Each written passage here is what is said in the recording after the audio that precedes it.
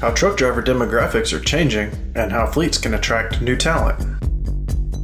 Hey everybody, welcome back. I'm Jason Cannon and my co-host is Matt Cole. Whether fleets are looking to fill seats due to a driver shortage or driver turnover, the fact is that those seats do need to be filled. In order to do that, it's important to understand who is driving trucks today and how to attract the next generation of truck driver. The latest research from the American Transportation Research Institute dives into those issues and identifies not only the changes in truck driver demographics over the last 2 decades, but also relatively unexplored pathways into trucking careers and opportunities to bring more people into the industry.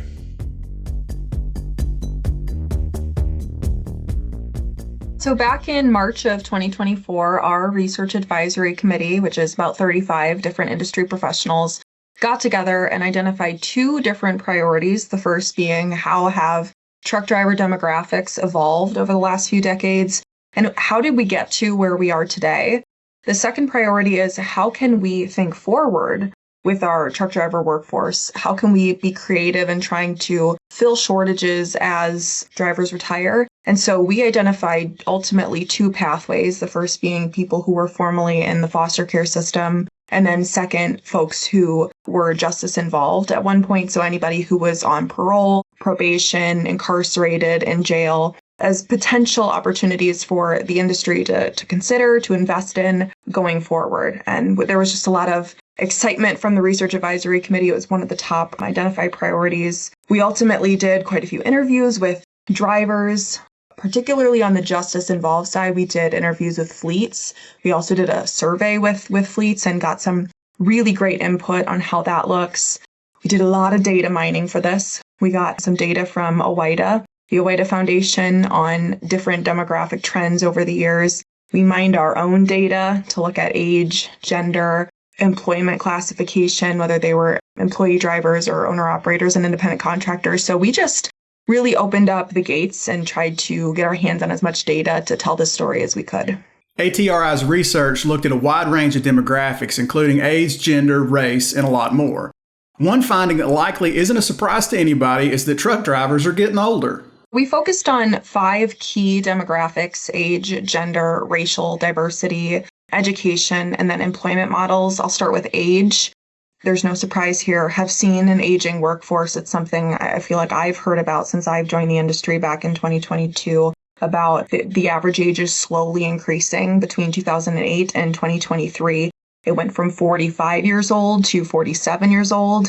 And if you look at the report, that's government data. When you look at survey data, we're actually seeing higher averages. So people who are responding to our surveys are generally a little bit older, in their 50s is the average. And so there's a dire need with an aging workforce to try to find creative ways to connect with younger folks in their 20s, their 30s. The average age for other trucking and transportation jobs oftentimes is in the 30s. So why are individuals, younger folks in the industry, gravitating towards those employment opportunities than driving roles? You can get a class B or C. You can drive intrastate before you turn 21. There are opportunities out there in driving roles, but that's currently a missed opportunity in a lot of situations for the industry. So what are some ways that fleets can attract those younger workers to become truck drivers? There's certainly a few things. Mentorship is absolutely a way to create those clear pathways. You don't know what you don't know. If you see yourself in a driving role, but if somebody tells you, hey, this is a place that you could really thrive, let me show you how I did it. Let me show you that clear pathway to become a driver and what it takes to get there. That's one way. I think when you understand what it's actually like out there on the road, whether you're a local driver, regional, OTR, no matter what it is, if you have somebody who you can quickly call upon as a mentor to just tell you what it's like, is super important. I think it's also important for companies to have clear pathways. When somebody's applying for a job and they're coming in, they need to understand how their role fits in within the broader organization. If they see the critical role that drivers play in addition to the role that they play, it becomes a lot clearer how all these pieces work together. And they might go, hey, maybe this is an opportunity for me. It's also a marketing thing. How are driving positions being marketed? If you ask your current drivers, what do you like about the work that you do? And use that in the marketing material. That's a really great way to make sure you're getting the right type of people that fit within your organization. One demographic that trucking has struggled to attract in the truck driver's seat is women. They're vastly underrepresented as drivers when compared to other parts of the workforce. Three statistics for you. 47% of the labor force is women. 12% of all employees in trucking are women. 4% of all truck drivers are women. And so there's definitely a gap. There's definitely an opportunity for the industry. And our research that we released last summer really highlighted a lot of the issues that drivers encounter, especially women. These are extra barriers sometimes that women are up against. And so a big part of that research was just having a conversation about some things that people weren't even aware of in the first place. Yes, I think harassment and discrimination are some of the more severe ones and the more talked about ones. But there's other issues too in terms of how do you make that adjustment to the OTR lifestyle? What is it like finding parking on a daily basis, finding safe parking on a daily basis? What about restroom access? There's a lot of things that just you and me and a lot of people listening, we need on a daily basis. And how do you make sure that you set your drivers up to have those things? And in a lot of ways, I think that's why the percentage of women in the industry is unfortunately still quite low, because something as simple as being able to go to the restroom is unfortunately a challenge for women out there on the road. Well, there's still work to do to make trucking more attractive to women. The industry has done a good job in improving its racial diversity. I think one of the really big findings from this report is the acceleration in racial diversity. I know in recent years, there's been a huge push for DEI, diversity, equity, and inclusion. And I think this report really highlights that the industry has been quite successful. Back in 2014, the trucking industry was 77% white, just like the labor force. Today, only 63% of truck drivers are white, where the labor force still stands at 72%. So there's a 9 percentage point difference between the trucking industry. So there's certainly been a lot of improvements in the diversification of the industry and just trying to really be inclusive and open-armed to all different folks out there. The second part of ATRI's report looks at new pathways that trucking could tap into to increase its workforce.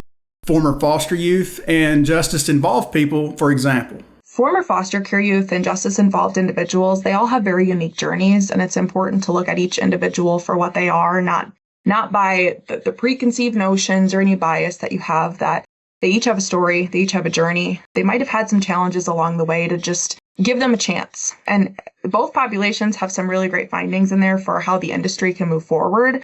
There's a lot of opportunities with how to try to connect with them in the first place. I think oftentimes we ask ourselves, well, where do I start? Where's the entrance point? And for foster care youth, they have a lot of educational challenges early on, just because of oftentimes in school, they're thinking about their home life. They're thinking about what they're going to eat that night. They're not thinking about the math equation that's on the board. And so automatically they have a lot of challenges when at school. And so from a trucking industry standpoint, it's getting in contact with the school career readiness counselor or the social worker with, hey, how can our trucking company fit into providing opportunities for these foster care youth? As far as the justice-involved population, 57% of the fleets that we surveyed have hired a justice-involved person in the last 5 years. And that's somebody who's incarcerated, on parole, probation. And so the industry is already fairly open-minded to this. Of course, there are restrictions with TWIC cards and different certifications you might need or credentials that you might need. But there's definitely some open-mindedness in the industry and fleets that will actually target and try to recruit individuals who have that justice involvement. That's it for this week's 1044. You can read more on ccjdigital.com. While you're there, sign up for our newsletter and stay up to date on the latest in trucking industry news and trends. If you have any questions or feedback, please let us know in the comments below. Don't forget to subscribe and hit the bell for notifications so you can catch us again next week.